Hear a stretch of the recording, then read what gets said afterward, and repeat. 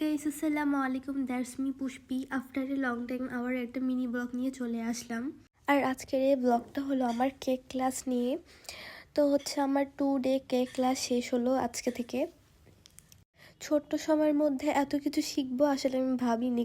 Cake বানানো always makes me happy, আর এই ক্লাসটা ছিল একদম সুইট অ্যান্ড মিনিংফুল এক্সপিরিয়েন্স। তো চলো গাইস, তোমাদেরকেও একটু দেখাই আমার দিস লিটল কেক জার্নি। এটা মাত্র আমার 2 দিনের ক্লাস ছিল, but I learn so many new thing about cake making. আর এই 2 দিনে আমি আর অনেক ইন্সপায়ার হয়েছি কেক বানাতে, যদিও এখনও বাসায় ট্রাই করিনি, বাট খুব সুন ট্রাই করব। আর এটা এমনও না যে আমি ফার্স্ট টাইম কেক মেকিং করছি, এর আগেও আমার করা হয়েছিল, বাট একবারও পারফেক্ট হয়নি। দ্যাটস ওয়াই আমার নতুন করে ক্লাস করা। দেখি নেক্সট টাইম বানায় দেখাবো আপনাদের কেমন হচ্ছে। আবার তাছাড়া আগের থেকে আমার স্কিল ইমপ্রুভ হয়েছে অনেকটা, যেটা আমি লক্ষ্য করেছি। আর আপু আমাকে একদম ভালোভাবে শিখেছে, শুধু আমাকে না, আমাদেরকে পুরো সবাইকে ভালোভাবে শিখিয়েছে, একদম বেসিক থেকে স্টার্ট করে সব কিছু শিখিয়েছে।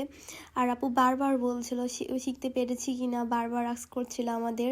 আর আপুকে বলছিলাম যে বিজনেস করব, তো আপু ওইভাবে আমাকে শেখাচ্ছিল। পরে যখন দেখলাম যে না, এটা প্র্যাকটিসের উপর পুরো ডিপেন্ড করে, আর আমি একটু কম পারছিলাম, তো ভাবলাম যে না ভাই, বিজনেস করা আমার পক্ষে পসিবল না।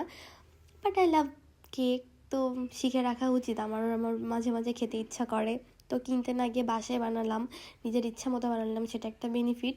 ফার্স্ট ডেতে শুধু শিখিয়েছিলাম বেসিকটা আর কেক কীভাবে বানাতে হয়।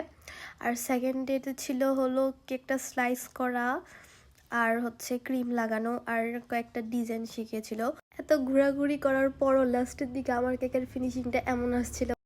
আর এটা লেমন কেকের উপর লেমন আর্ট করছিলাম। মেইনলি কেকটা আমি বানিয়েছিলাম। দয়া করে ভাববেন না যে এই ডিজাইনটা পুরোটা আমি করেছি, আসলে আমরা 3জন মিলে ডিজাইনটা করেছিলাম।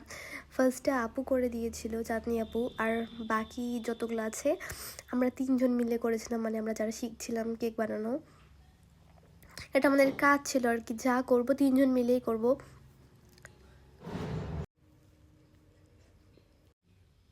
তো এটা হচ্ছে আমাদের কেকের ফাইনাল লুক।